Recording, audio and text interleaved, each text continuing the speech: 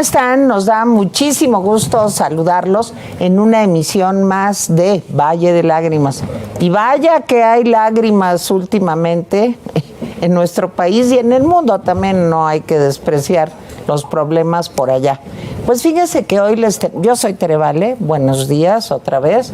Hoy les vamos a tener un programa que yo creo que es realmente muy importante en este momento, porque el próximo lunes, en la 5 de septiembre, en la Suprema Corte de Justicia, se va a discutir este tema tan controvertido, con tan distintos puntos de vista, que es el tema de la prisión preventiva.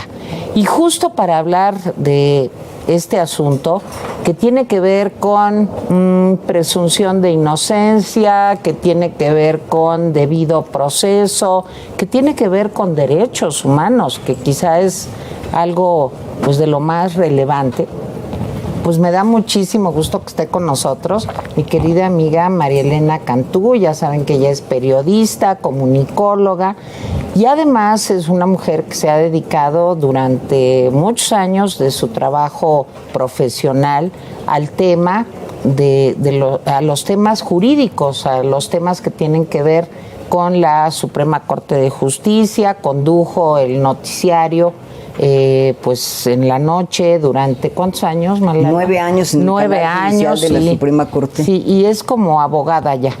No soy abogada, abogado aquí, abogado penalista. No, bueno, tenemos... Jorge Lara, muchas gracias de verdad por la invitación. Este es un tema central, prisión preventiva oficiosa. Ahora vamos a platicar sobre eso. Claro que sí, y me da muchísimo gusto una vez más tener la oportunidad de conversar con un abogado muy destacado de nuestro país, ha sido legislador también y se ha dedicado pues principalmente a temas de seguridad y de derechos humanos. Jorge Lara, el doctor Jorge Lara. ¿Cómo estás, ¿Qué tal, Jorge? Tere? Bienvenido, de veras, ¿eh? Jorge. Bien hallado, gracias. Bueno, de verdad, compartir la mesa. Yo quisiera compartir con ustedes, antes que nada, para darle sustancia al tema, que María Elena Cantú nos cuente de un artículo que publicó en el periódico Reforma, pues justo relatando lo que sucedió hace apenas unos días en la Corte Interamericana de Derechos Humanos, donde se presentó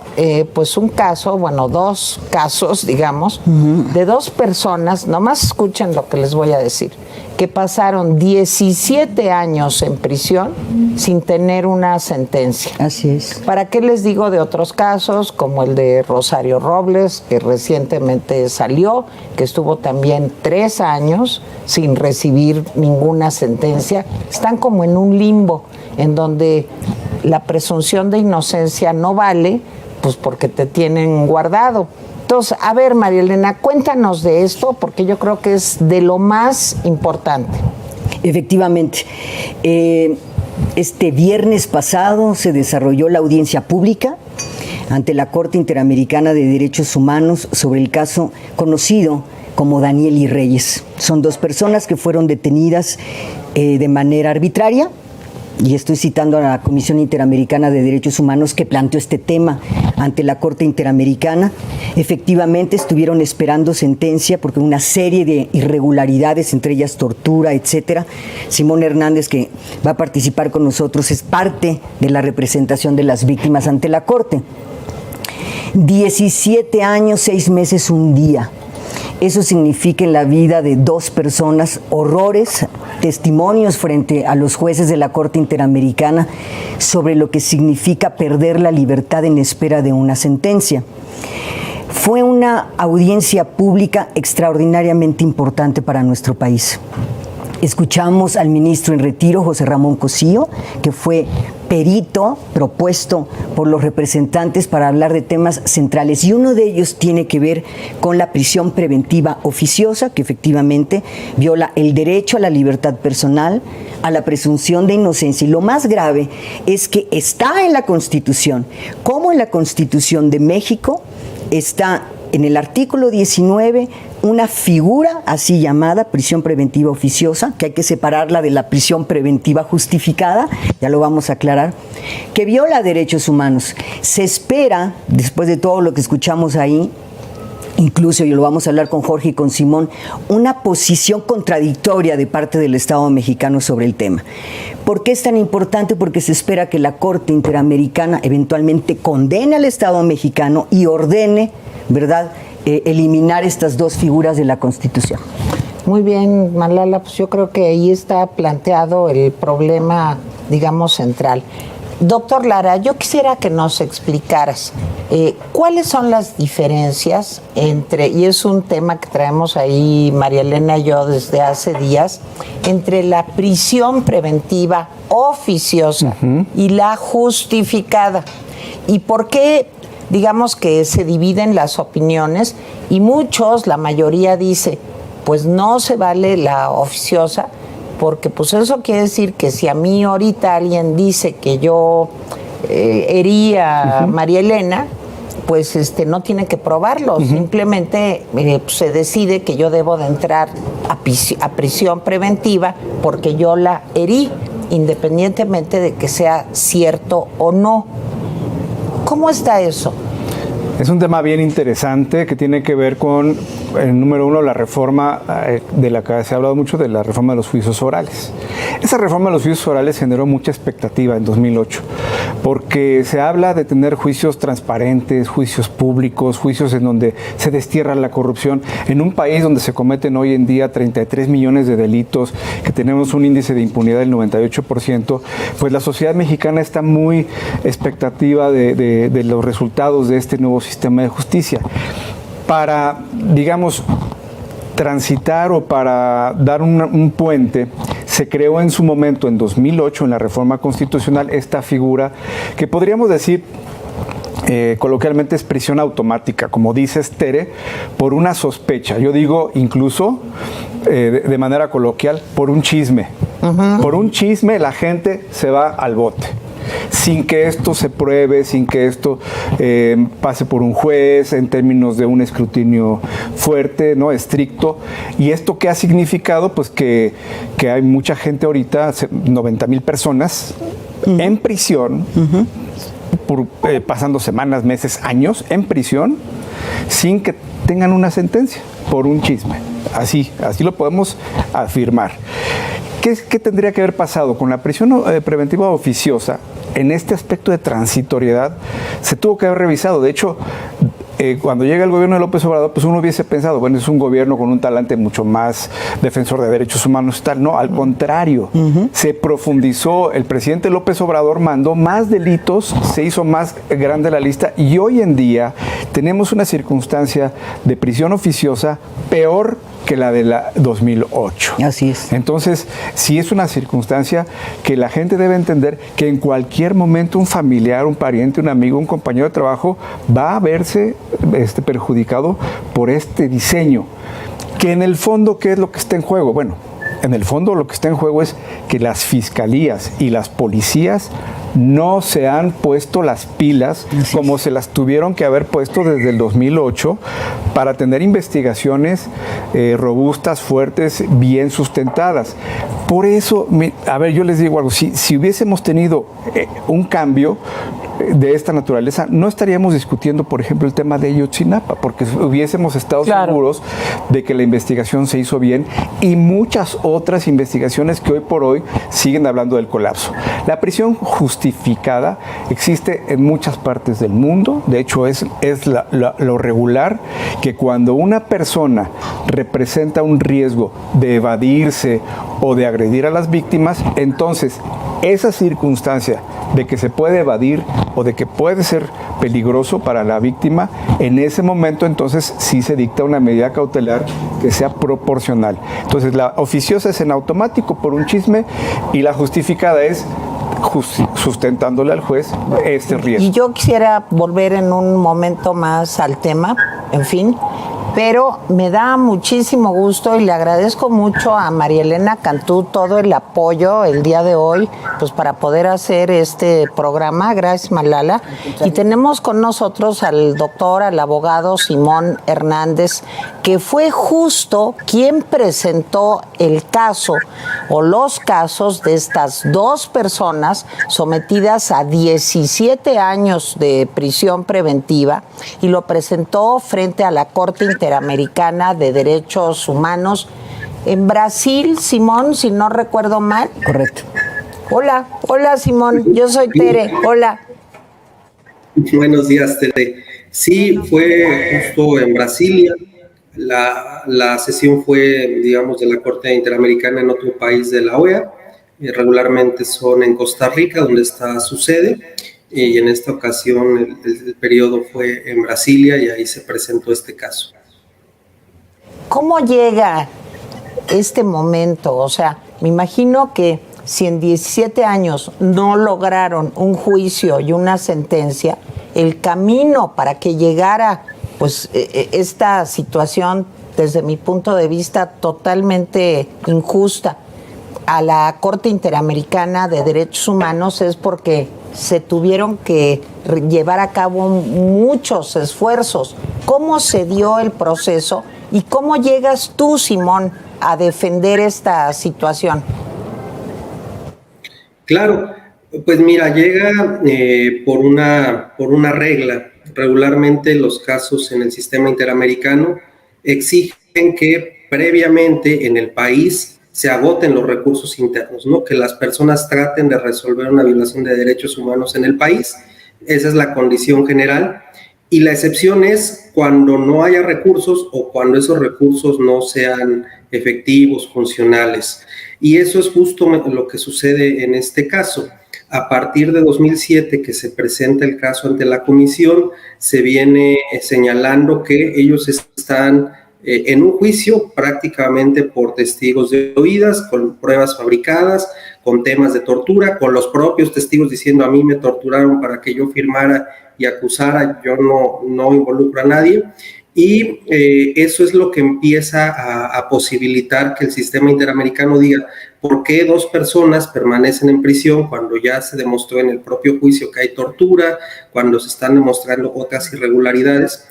Y a partir de 2016, lo que generamos fue una estrategia frente al tema de privación de la libertad. Ya teníamos un Código Nacional de Procedimientos Penales, digamos, en el país había una realidad jurídica distinta, no necesariamente que eso hubiera transformado la circunstancia de los procesos, pero había muchas más reglas y más medidas cautelares. Y lo que fuimos solicitando casi paso a paso fue al juez señalarle, mira, hay un nuevo Código Nacional, hay más medidas cautelares, no pedimos que nos enjuicies con ese nuevo código porque eso no es posible, pero que sí valores la aplicación de ciertas figuras, sobre todo porque en el derecho internacional hay un pacto internacional de derechos civiles y políticos que tiene un derecho que es muy comprensible para cualquier persona. Toda persona tiene derecho a ser juzgada en un plazo razonable o ser puesta en libertad. Y en ese momento decíamos, 14 años no es razonable. Ellos tendrán que estar en libertad siguiendo su juicio, pero con otras condiciones. Lo que hoy en día se puede hacer de una audiencia de revisión en 10 días, más o menos en el Código Nacional de Procedimientos Penales, nos llevó 3 años y medio. Varios recursos judiciales, apelaciones, amparos, revisiones de amparo, para lograr que el juez fuera obligado a valorar si el plazo era razonable y si se podía determinar otra medida distinta a la prisión preventiva oficiosa.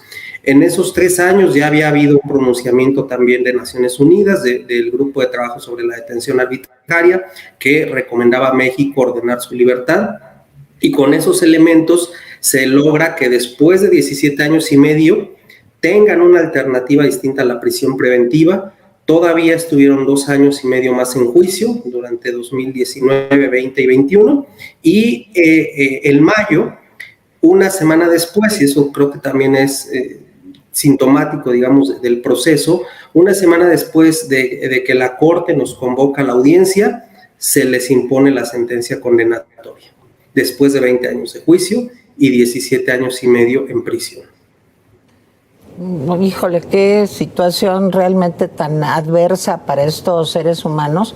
Y yo creo que ahí no puede haber reparación del daño. ¿Cómo le repones a una persona 17 años de su vida? Pero bueno, vamos a seguir comentando esto.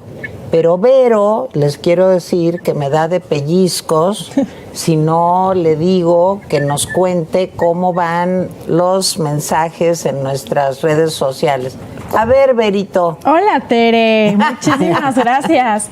Pues bueno, pues nada más aquí en los mensajes parroquiales del día de hoy para recordarle a la gente cómo puede apoyarnos en el canal, cómo puede apoyar a Typical. Ya saben que hay 3 maneras para apoyarnos. La primera es a través de las membresías. Saben que abajito de este programa van a ver una liga que dice membresías.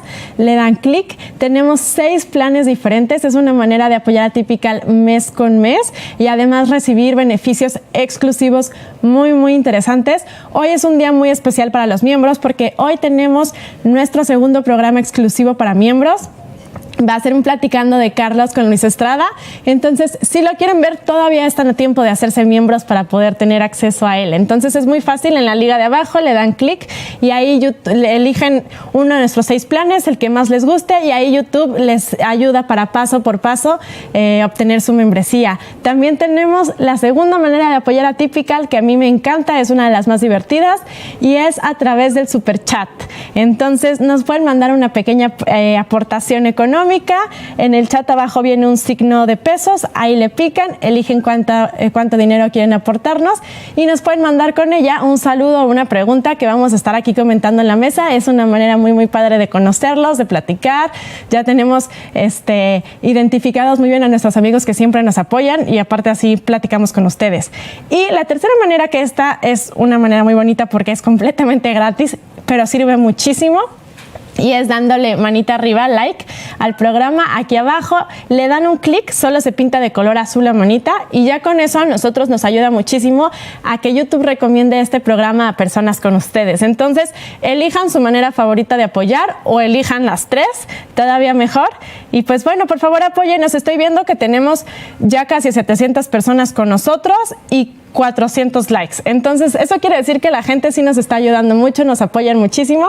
Entonces, por favor, si todavía ven que su manita no está de color azul, denle clic para que nos apoyen. Muchísimas gracias. No sean necios, que ya pongan la manita, ¿verdad? Exacto. Eso, tú regáñalos, pero regáñalos. No, les mando abrazos porque lo hacen muy bien, muy aplicaditos están. Eso. Perfecto, Tere. Pues de regreso contigo. Gracias, Vero. Bueno, pues regresamos a temas realmente muy complicados. Creo que el maestro Hernández, el abogado Hernández, tocó un tema que a mí me interesa mucho, que me ayuden los 3 a comprender. Creo que México tiene firmados una serie de acuerdos a nivel internacional, pues que no favorecen el que en México exista la prisión preventiva oficiosa. Así es.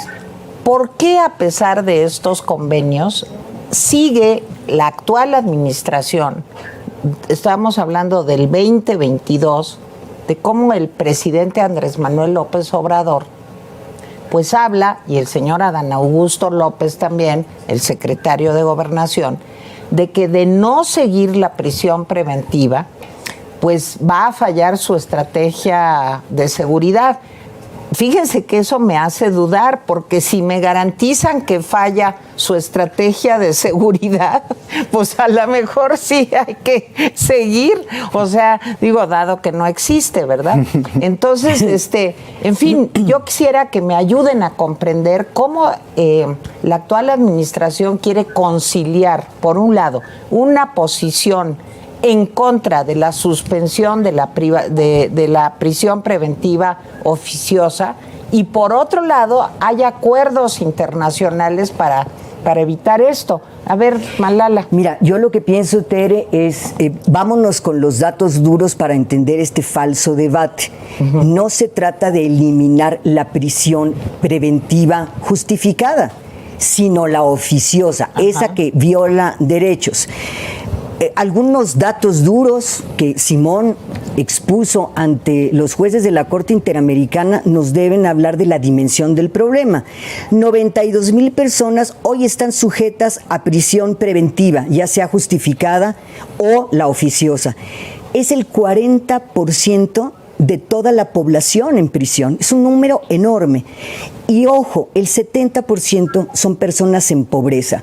Ahora, nos dice el gobierno... Eso es muy importante. Nos dice, estas son las cifras, nos dice el gobierno, si quito esta figura, se cae todo el sistema de seguridad. No, momento, veamos las cifras que tenemos de violencia y nos podemos dar cuenta que esto no puede justificar violar derechos humanos en nombre de la violencia o de una estrategia de seguridad.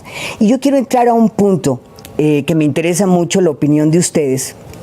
Yo le pregunté a Simón en su momento antes de publicar en Reforma, a ver, Simón, ¿por qué ustedes no lograron que Daniel y Reyes salieran bajo una revisión del juzgador para que revisara esta medida cautelar?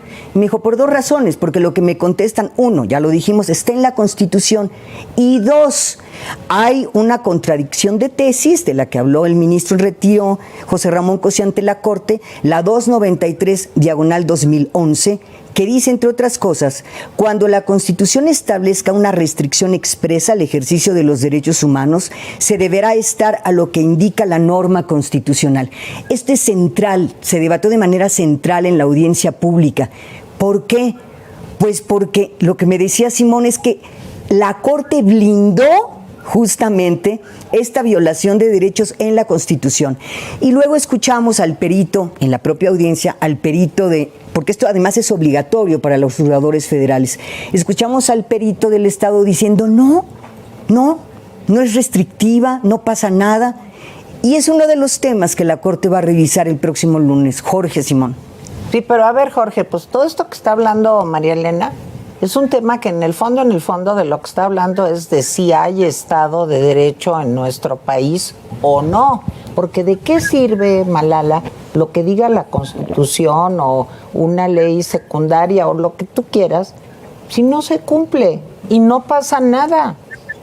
Sí, ¿Cómo ves esto, Jorge? Yo creo que el fondo de la discusión, más allá, que sin duda es una discusión encendida y despierta pasiones y tal, lo de la prisión oficiosa, sobre esta restricción constitucional que quedó sustentada por lo que para mí es la jurisprudencia más importante de la 10ª época, que es la 293 del 2011, que dice eso: si la Constitución te restringe derechos, entonces, aunque estén en los tratados que tú mencionas, Tere, así no le hagas caso. Aunque estén en los, y eso de alguna manera hay que decirlo, en el derecho internacional está bien visto.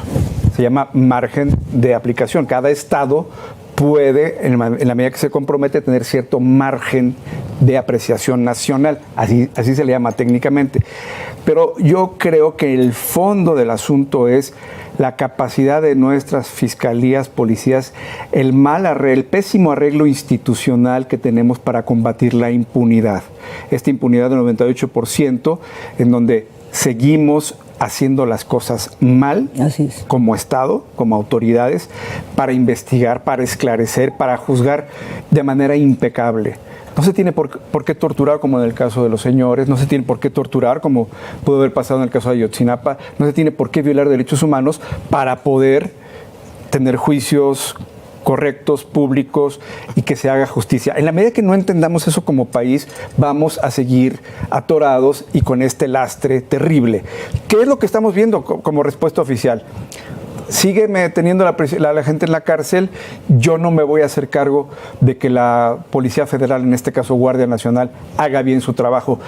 Tere, Malala, de los 115,000 miembros de Guardia Nacional, el 85% no tienen capacidad policial, no está certificado. Es decir, seguimos teniendo policías que no saben, no pueden investigar. Y entonces eso es lo que colapsa el sistema. Exacto. Y quieren agarrar de pretexto y quieren agarrar como tema fundamental una medida cautelar. Yo creo que es una trampa de la cual también tenemos que salir. A ver, pero yo, Simón, Malala, Jorge, les tengo una mala noticia, una noticia horrenda. porque revisando ayer los resultados de una investigación que hizo Impunidad Cero, pues parece que en México les encanta la prisión preventiva oficiosa, que la gente lo que dice al preguntárseles, ¿tú crees que una persona que probablemente cometió un delito debe de meterse a la cárcel y luego averiguar? Y más del 50% de la población dice sí, como si les preguntas de la pena de muerte y como si les preguntas, oye, pero entonces aunque no estén juzgados, de todas maneras los metemos a la cárcel, sí, porque no hay presunción de inocencia. Es algo que en México yo siento que todavía no acabamos de comprender. En fin, esto yo con casos cercanos que he tenido de personas que sufren un problema de este tipo, la gente los condena desde antes de que haya un juicio y dicen, claro, son unos desgraciados, que los metan al bote y que ahí se refundan y no me importa. Yo creo que es un problema no solo de policías capacitados, no solo de seguir el debido proceso, sino es un problema de mentalidad también del país. A lo mejor no sé, en Dinamarca, como quiere el presidente todo, ya ven que se parece un chorro, o sea, a lo mejor en Dinamarca sí entienden lo que es la presunción de inocencia, pero más allá de lo que dice el presidente, lo que dice este reporte de Impunidad Cero, que es dramático, es que a la gente en México no le importa. A ver, Simón, danos tu punto de vista y me gustaría también oír a Malala y a Jorge. Claro que sí. Juntando las reflexiones que han compartido, creo que este tema tiene al menos 3 aproximaciones. Es un problema cultural, es un tema también que tiene que ver con una dimensión histórica y con una vertiente política. La primera, la cultural. Venimos de una estructura de organización del poder público que todavía hasta inicios de este siglo era profundamente autoritaria y muchas de nuestras claves de comprensión del ejercicio de los derechos funciona así. Hace unos años, 2016, la CEAB y jurídicas de la UNAM hacían un estudio sobre el uso de la tortura y es sorprendente que a una parte importante de la población en México valida o acepta la tortura en el contexto de inseguridad. Salvo cuando en la pregunta se les dice, y si fuera alguien cercano a ti, entonces ahí sí ya no. Entonces, parece que estamos dispuestos a renunciar a ciertos derechos siempre y cuando no nos toque. Y aquí está el riesgo de la tortura, de la prisión preventiva oficiosa y de otras figuras, digamos, lesivas, que pueden afectar la vida de una persona inocente sin que esa persona realmente tenga una responsabilidad.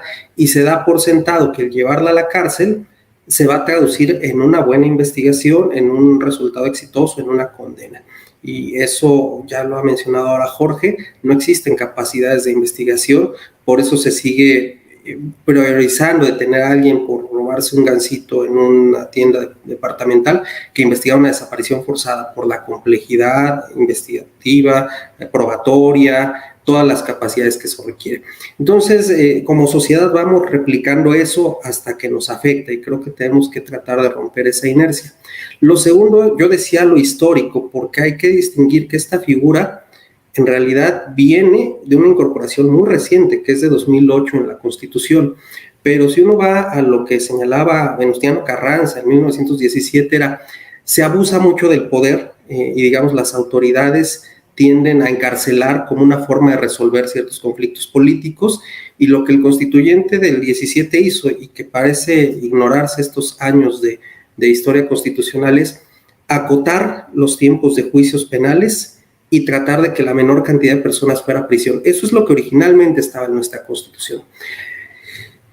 Sobre todo porque algunas personas dicen o cuestionan que es un tribunal internacional el que viene a invadir la soberanía. No es así, en realidad nuestra historia viene por una vertiente más democrática y tratando de limitar el abuso del derecho penal.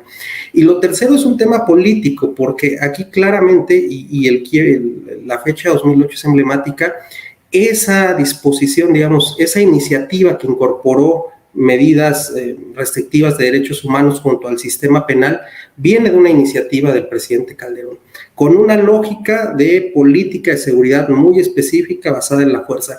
Y hoy en día su opositor, su principal crítico, está defendiendo, Andrés Manuel López Obrador, las medidas que en materia de seguridad impulsó Felipe Calderón. Es un tema que parece, digamos, no quedar muy claro cómo hoy en día la administración de la Cuarta Transformación defiende las medidas que impulsó los gobiernos neoliberales, como ellos suelen llamarlos, y que los resultados, aquí sí de evidencia empírica, lo que señalan es, a partir de 2019 tenemos más personas en prisión, pero más violencia. Eso implica que no hay ninguna correlación entre meter más gente a la cárcel y que disminuya la inseguridad, como lo menciona el secretario de Gobernación. Tenemos más personas pobres en la cárcel, entonces esto de priorizar a los pobres como parte de una política pública no está siendo así. La prisión preventiva oficiosa está castigando a la población pobre, a los jóvenes y a las mujeres, y no es el mecanismo, digamos, de política que cualquier país con una crisis fuerte de seguridad debería tener, porque en realidad no nos resuelve absolutamente nada encarcelar preventivamente de manera automática. Se requieren muchas otras cosas en un debate profundo de la política de seguridad, de las reformas de las policías, de dotarles de capacidades, de entrenamiento, de equipamiento, de pautas de coordinación, pero son muchas otras dimensiones de la seguridad pública, de la prevención del delito, de la procuración de justicia, que no se pueden resolver solo con una detención automática. Eso es una cosa muy simplificante. Es como decir que mágicamente por detener a la cárcel la realidad se va a transformar y vamos a tener una seguridad que no hemos tenido. Pero en realidad lo que hace la Cuarta Transformación es continuar con la política, digamos, militarizada de Felipe Calderón, de Enrique Peña Nieto y ahora la Cuarta Transformación. Aumentarla, porque ahora es mayor el número de delitos en donde se vale la prisión preventiva oficiosa. Pero a ver, yo aquí les voy a decir, es un asunto muy complicado porque tiene que ver también, vamos a ponerlo así, con la democracia.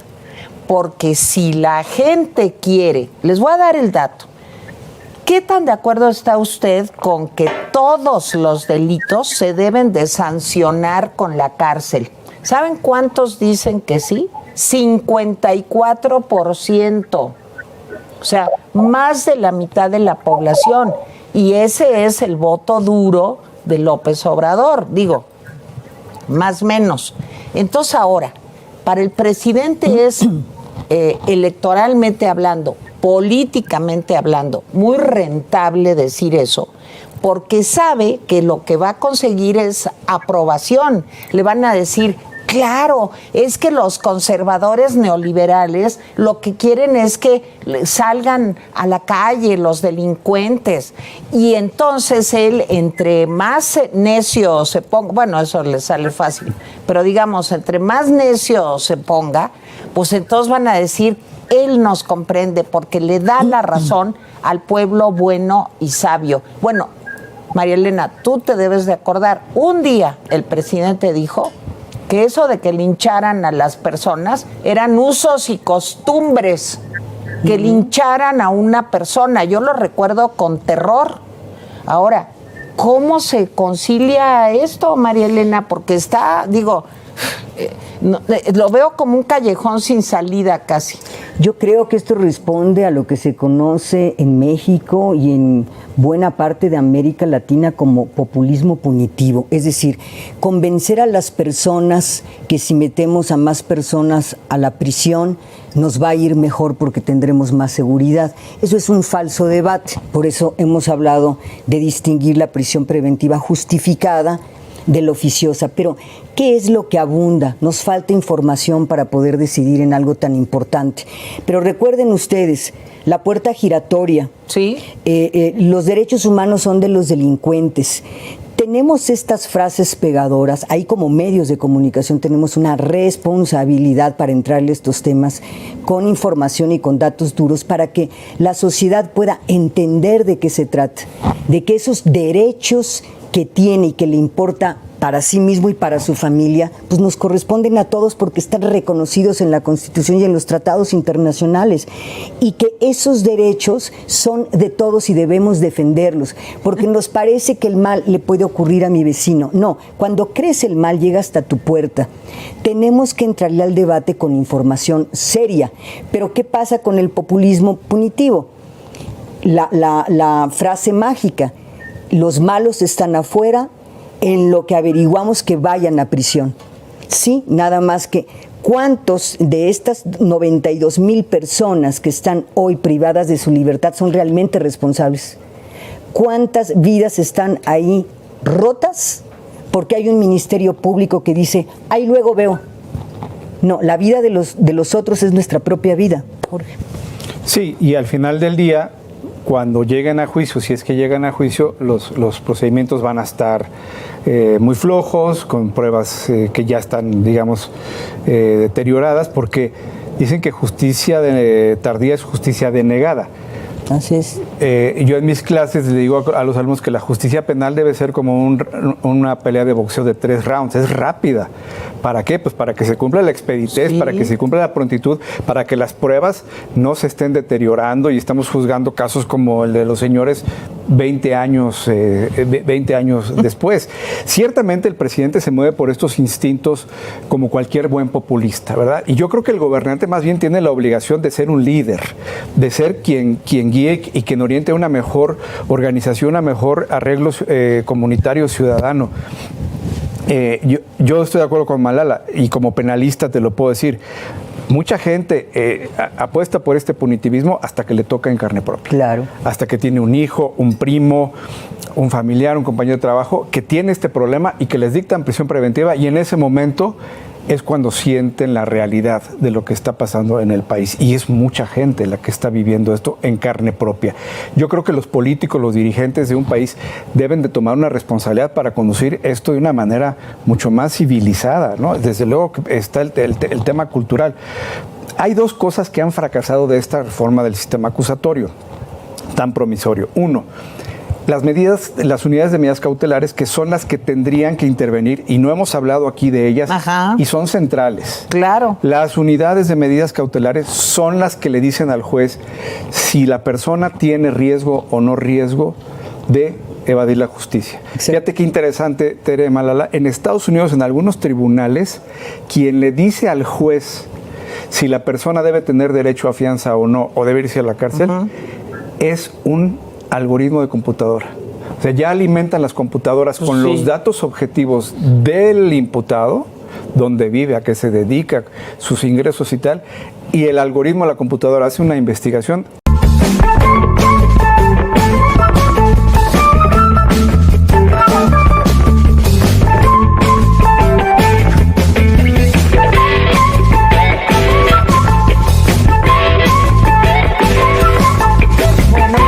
Internet, no piensen ustedes mal, eso sucede en las mejores democracias del mundo, se corta de vez en cuando Internet, pero bueno, ya regresábamos, estábamos en un tema, y gracias por esperarnos, estábamos en un tema muy complicado, que es cómo conciliar estos puntos de vista contradictorios que el presidente López Obrador presenta ante la delincuencia. Con relación al crimen organizado, dice, no, pues es que si creen que yo voy a hacer ojo por ojo, diente por diente, no, porque ellos son seres humanos y hay que acusarlos con sus abuelitos, yo nunca voy a usar la violencia. O sea, el monopolio de la fuerza que tiene el Estado, el presidente no lo quiere usar.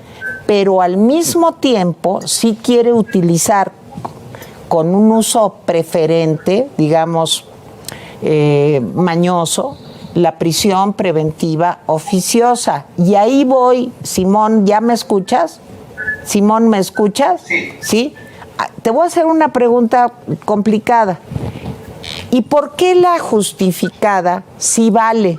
Porque en la situación en la que vivimos hoy en México, pues yo no sé si, claro, qué bueno que se quitara lo oficioso porque es pase automático a la cárcel y háganle como quieran y se pueden tardar ahí una vida para saber si son culpables o no.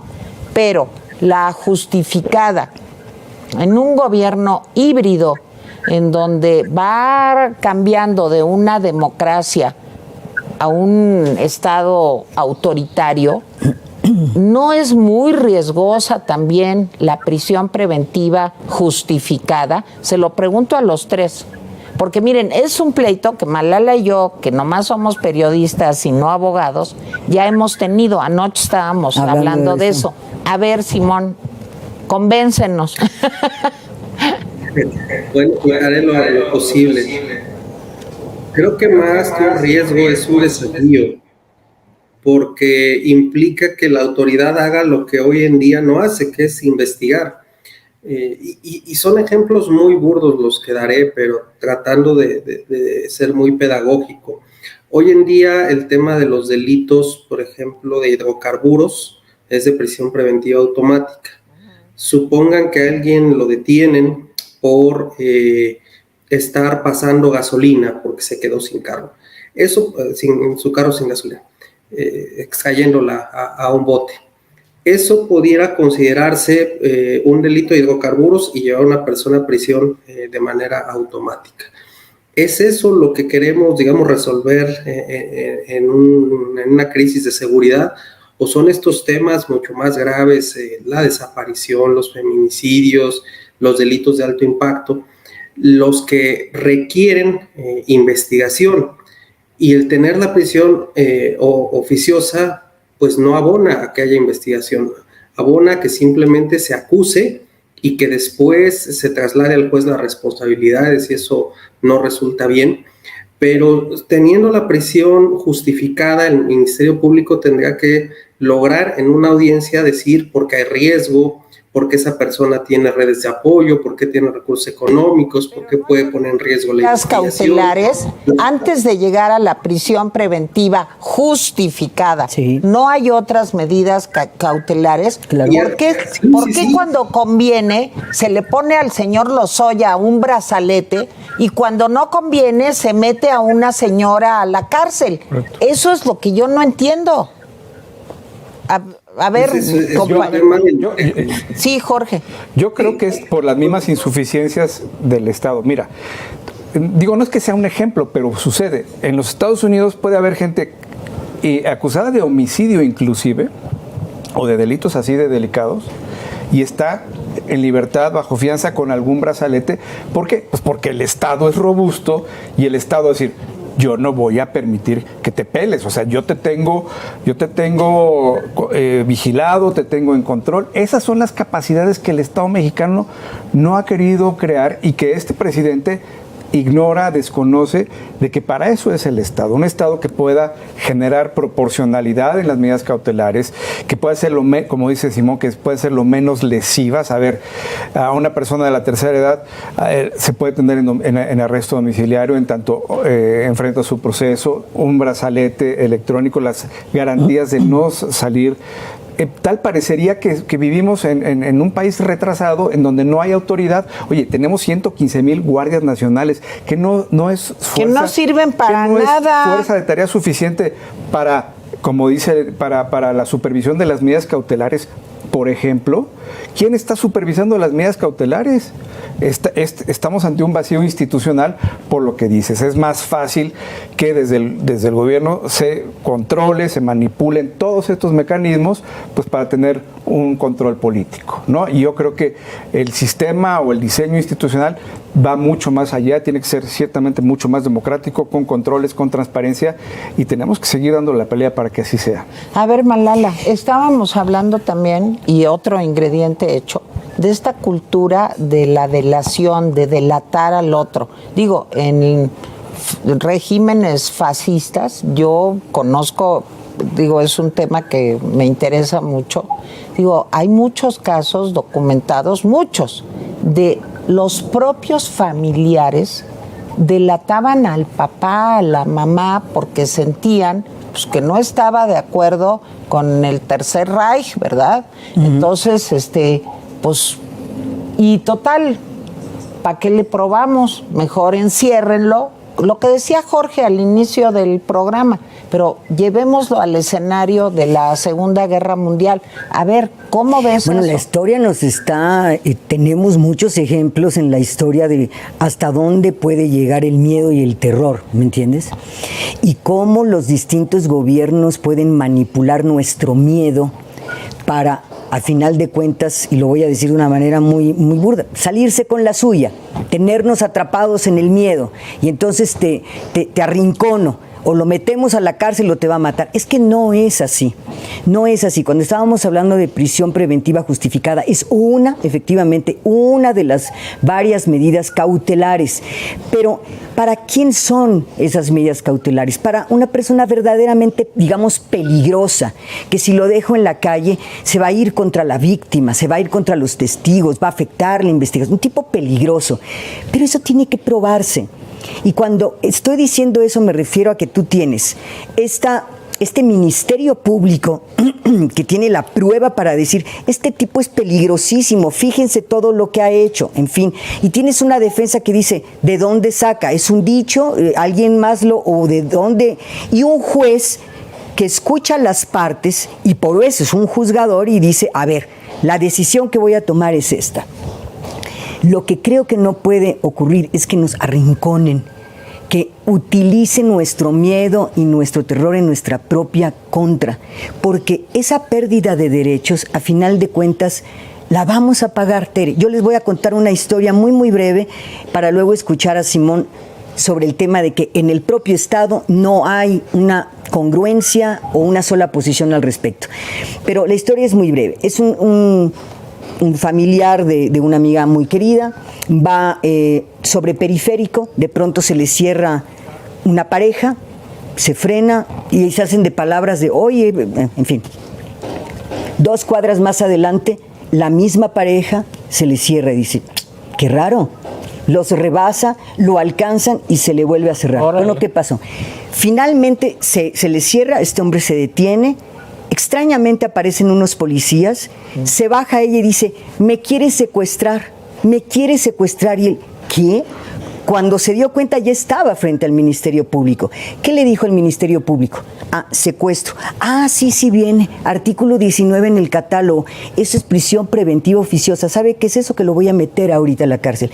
A menos que le llame a sus familiares, son las 3 de la mañana, tiene 2 horas para juntar 150,000 pesos. Claro, qué horror. Sí, claro. Esa es nuestra realidad. Claro. Entonces, claro, cuando hablamos de ir perdiendo derechos, es él, el malo. No, todos somos vulnerables porque el Estado está incumpliendo una... Y más, perdón, Manuela, Sí, y más la adelante. gente buena.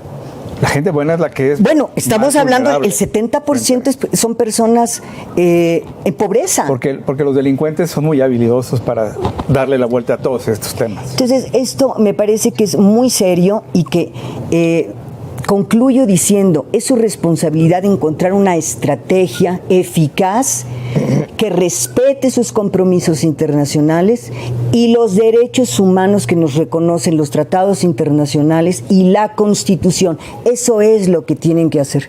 Eso es lo que nosotros necesitamos encontrar. Jorge. A ver, Jorge, ¿qué va a pasar el lunes?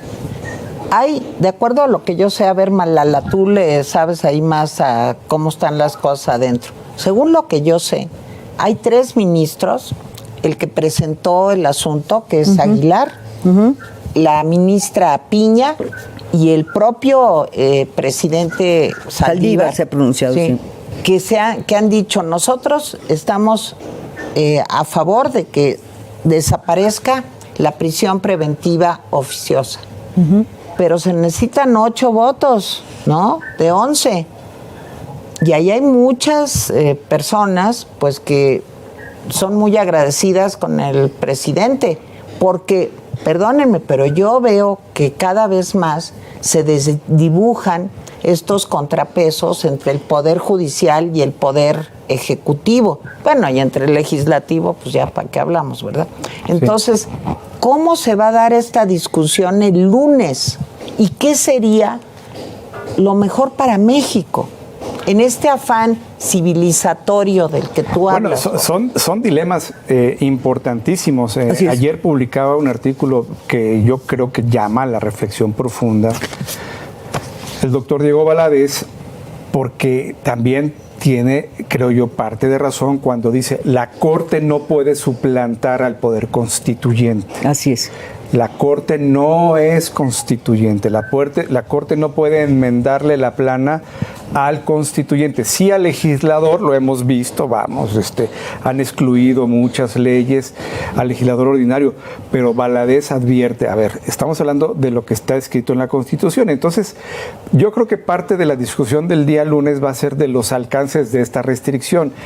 Hay un juez de distrito que ha fallado en contra de otorgar la prisión preventiva oficiosa bajo un argumento interesante que amerita también su análisis cuando dice esta restricción del artículo primero se refiere a la suspensión de garantías que está en el texto constitucional, pero además esa es una previsión que viene desde antes de la reforma de derechos humanos de 2011. Me parece que no es tan esclarecedor el criterio de este juez de distrito.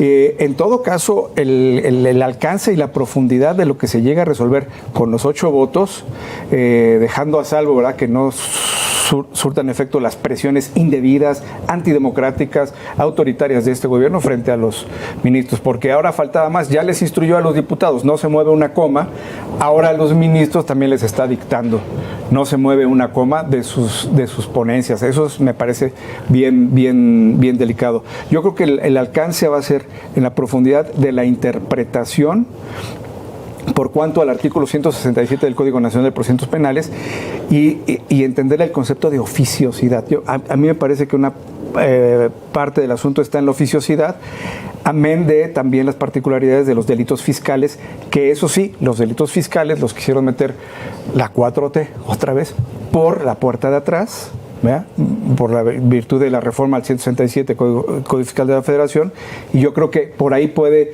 irse limitando el efecto de esta prisión automática, ¿no? Hay que entender, la gente debe entender que en materia de derechos humanos el Estado mexicano está obligado a una maximización. Tenemos que maximizar los derechos fundamentales y las restricciones, limitarlas lo mínimo indispensable. Ese debe ser el criterio rumbo al lunes. Simón, tú que acabas de estar en la Corte Interamericana de Derechos Humanos, te pregunto, ¿cómo se ve esta discusión del próximo lunes? Ya no faltan nada, faltan 3 días. Gracias, Televina. Te daré mi impresión con todos los sesgados que puedo hacer porque yo soy representante de una parte. Lo que yo percibí es que la Corte Interamericana sí perfila una decisión muy profunda en el caso de México. Fue muy evidente que el tema de arraigo y prisión preventiva oficiosa, por estar en la Constitución, por esto que expuso el Estado, el perito de la Corte sobre, digamos, el alcance que tienen las decisiones del máximo tribunal, por un caso en donde durante 7 años y medio no se encontraron alternativas, justo cuando le preguntan, bueno, pero esto ya se arregló a nivel del país, la Corte tiene un criterio distinto. No, tenemos proyectos. Cuando la Corte en algún momento vea estos temas, bueno, no lo ha podido ver desde 2008, pues eso me parece preocupante. Entonces, creo que el tema internacional, porque además desde 2019 fue muy clara la serie de recomendaciones a México para que no ampliara este catálogo, prácticamente toda la comunidad internacional, la alta comisionada, el Comité de Derechos Humanos, la Comisión Interamericana, relatores, dijeron a México no lo hagas y lo hicimos. Pero en el plano nacional es un escenario bastante complejo. Es cierto que se mostraron dos posiciones incluso contradictorias por parte del Estado, mientras un representante del Poder Judicial dice esto viola derechos humanos, esto va contra nuestras obligaciones y tenemos que tomar una decisión distinta. La Cancillería dice, bueno, el gobierno federal lo considera que es una medida necesaria en el actual contexto. No había a nivel, digamos, de Estado una posición homogénea y eso también se vio muy evidente. Creo que el mayor desafío es de orden político, porque superar esta crisis, más allá del tema de la prisión preventiva oficiosa, creo que es un tema de política de seguridad, de la procuración de justicia, de las policías y muchas otras cuestiones.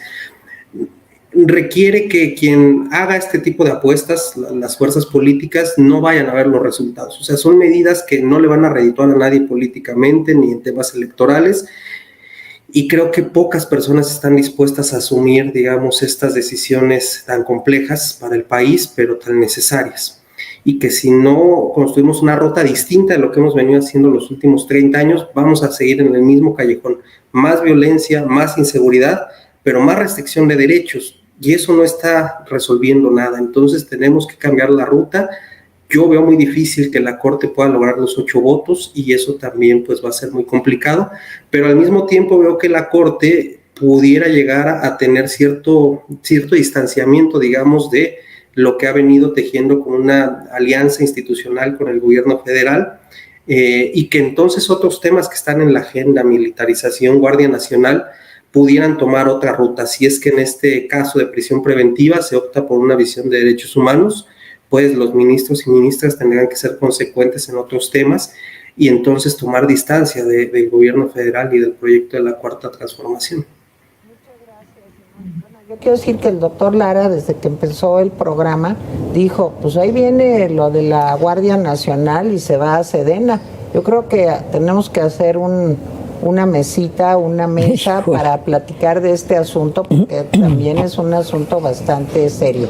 Pero a ver, antes de que nos vayamos, María Elena, yo quisiera cerrar contigo. Te agradezco muchísimo porque tú trajiste este tema y a nuestros invitados, y agradezco muchísimo de veras que hayan estado con nosotros. Creo que es un tema de la mayor importancia.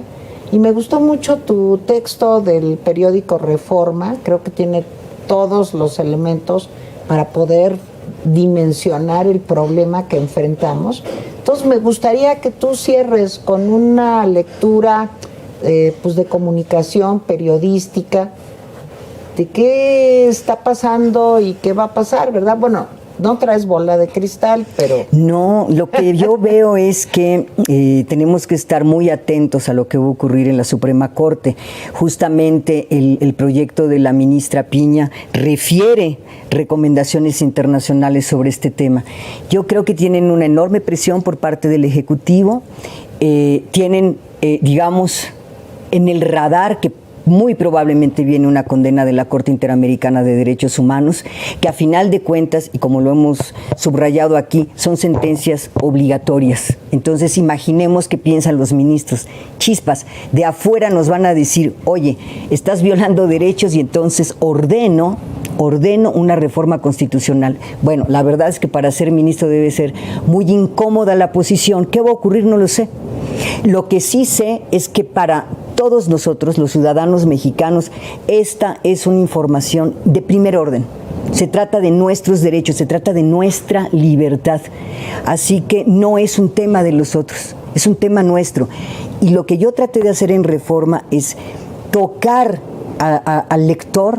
Mira la vida de esas dos personas, podría ser la tuya.